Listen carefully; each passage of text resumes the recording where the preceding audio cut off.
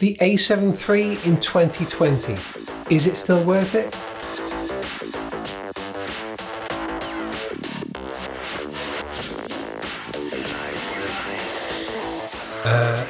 Yeah.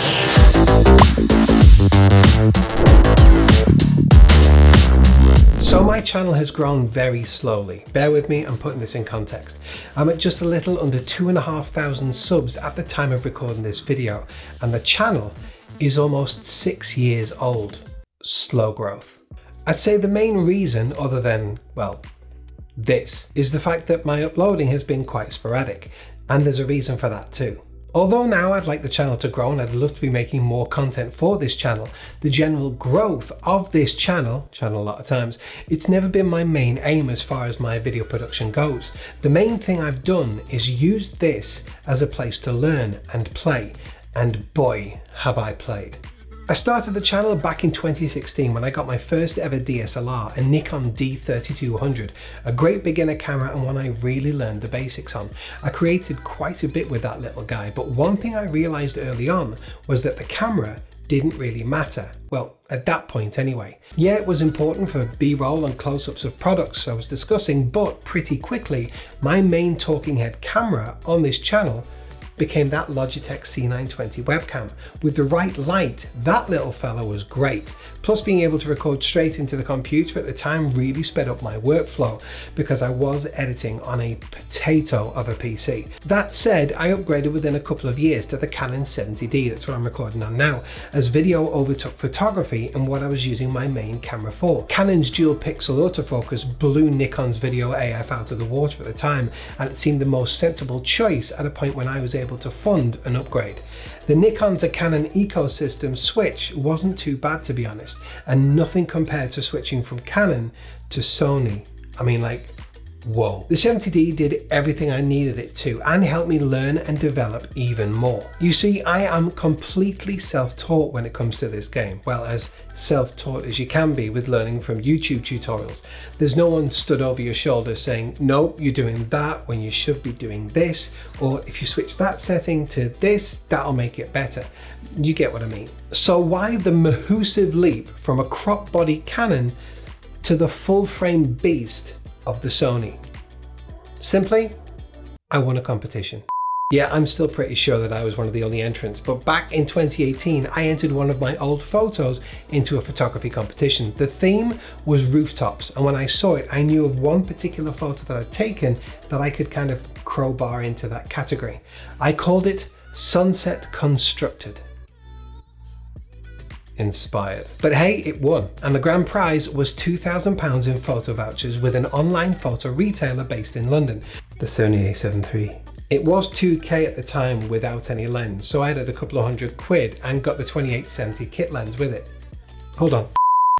Listen, don't let anyone tell you anything different. If all you can afford is the kit lens with this body at this moment, just get it. Yeah, it's not the sharpest or fastest piece of glass you can put on this camera, but it's a good start. And it's good enough to get paid work with. Yes, that's what I said.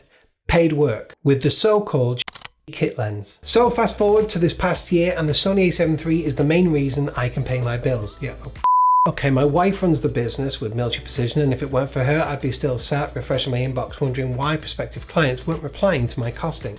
Emma is amazing. Every company needs an Emma, but you can't. This one's mine. So armed with the A7 III, the 28-70 and the knowledge and ability I developed through this channel and a couple of in-house videographer positions I had under my belt. Oh yeah, I forgot to mention, back in 2017, this channel actually worked as my portfolio and landed me my first employed position as a videographer. My day. I digress. With the Sony, the kit lens and what I could do up here, we hit it, and we hit it hard. Confidence is key with this, and knowing what we could do for prospective clients and being able to show them that quickly with a swift turnaround, our little media production company was starting to fly.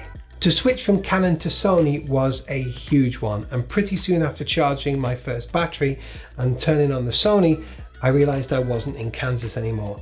I really thought I'd made a mistake and sincerely thought that I progressed far too fast, or maybe just surpassed what I was capable of with such a limited background in this field. However, I had a £2,000 camera right there, capable of 4K video capture and a great chance to be able to do this proper professionally. So after owning the A7 III for about 18 months and using it proper professionally for almost a year, is it still a good camera? Has it not been surpassed? Am I looking to replace it with a newer and better model now that I've actually figured out how to use it properly? No, not one little bit.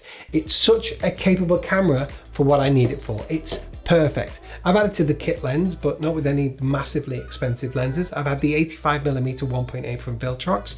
Maybe you saw the review. I had to send that back. Gutted.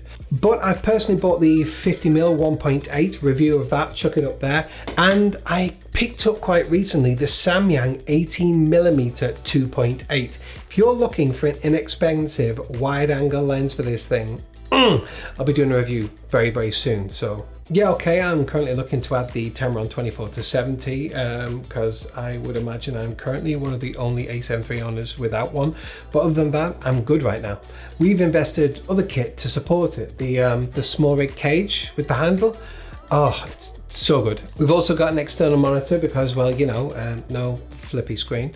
And we got the Weebill S too. Oh, what a gimbal. Love that thing. Don't care if you're on whatever firmware. It's brilliant. Yeah, okay, it's the first ever gimbal I've ever played with, but oh, it's made such a difference to our production.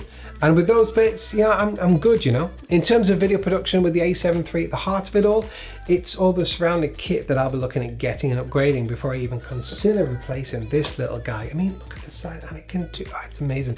I mean, I've been looking at stuff like getting better lighting, better audio, better tripods, but nah, the A7 III will stay.